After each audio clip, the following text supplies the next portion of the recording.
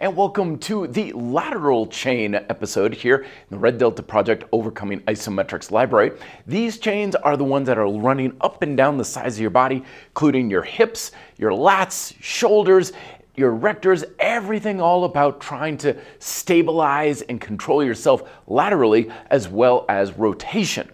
As with the other videos, we'll be using our trusty WorldFit ISO trainer, but you can replicate most of these with any sort of straps, sturdy yoga belts, or even some of these can be done on like countertops or desktops. Our first exercise is the isometric twist or rotation, very handy for golfers, tennis players, hockey players, and just getting any sort of rotational strength going. We're going to take our straps, wrap them around something sturdy like a tree or a big heavy piece of equipment, and adjusting the height so it's roughly about belly or low chest height, having your overhand on top, gripping underhand down below. You can play around with the positioning of your hands, go with what's most comfortable, what feels most powerful, and your stance is gonna be a fairly wide, strong kind of a horse stance from martial arts, and you just simply try to rotate around like you're trying to bring it in a twist. Naturally, you're going to get more force in your overhand grip than your underhand grip, but try to keep it about as even as you can. And then naturally twisting around so you can get both sides in equal measure. It's really important that you don't get all hunched up with this type of exercise, which can really place a lot of imbalanced tension going throughout your body. So you want to have your shoulders back, nice, strong, tall, upright posture, and you can play with the length of your arms. Keeping them in closer is going to feel more powerful, but it might be a little easier to get a lot of stress and tension in your muscles with more leverage with the straighter arms. Another classic lateral chain exercise is the lateral push down or press down. This is one of the ones you can do on like a sturdy countertop or desktop. We're going to use our straps like so, placing one hand on both handles with roughly about waist height, belly height. Experiment and see what angle works best for you. We're going to place all of our weight on the leg that's closest to the hands. It's not 50-50. And our shoulders are back, nice upright posture with the hand just to your side, so it's not in front of you or behind you. And all you're gonna do is you're gonna drive downwards with your lateral chain, not just the arm, while at the same time kind of putting a little bit of motion or force in the leg as if I'm trying to bring my foot and my hand closer together. And if you get that right, you should feel the entire side of your body lighting right up. My lats, my hips, obliques, even the side and lateral muscles in my legs, like my lateral quadriceps and hamstrings. As always, reverse, get the same amount of time on both sides. Lateral chain pulling mimics the force applied to these exercises where you see people in the gym holding one dumbbell and they're kind of twisting and tilting back and forth to light up particularly their obliques on their lateral side.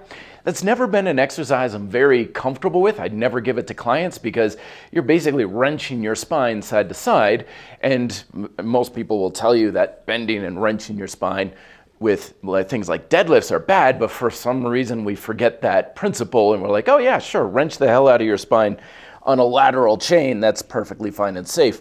Not to mention the fact that it's really hard to dial in the tension, so that way you're not rocking your hips back and forth and actually getting the muscles you want to target to do the work. But fortunately, isometrically, this is a lot easier with our ISO trainer, and I do recommend standing on the trainer for this one instead of putting it underneath a platform, making sure that you have a good amount of pressure on it with your heels. You don't want it running like underneath the arch of your foot. And all I'm gonna do is have one handle a little bit higher than the left, and I'm going to pull harder on the lower handle. So I'm using my right lateral chain as if I'm trying to wrench it up, but of course you're not. And I'm putting just enough pressure on this so that the strap doesn't slide. It's not gonna take a whole lot.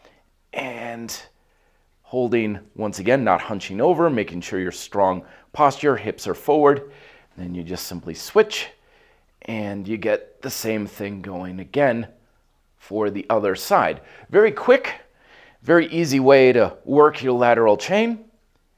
Be aware of any sort of shifting and moving of the hips as you adjust. You want to keep it as much 50-50 as possible.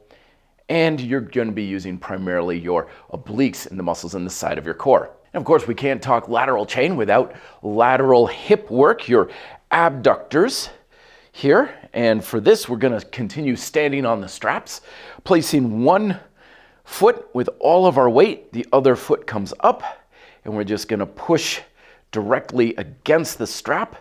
You can adjust the height of your foot with just where the handle is to really kind of fine-tune things. You can also play around with having a little bit of a backward motion, a slight rotation of the foot.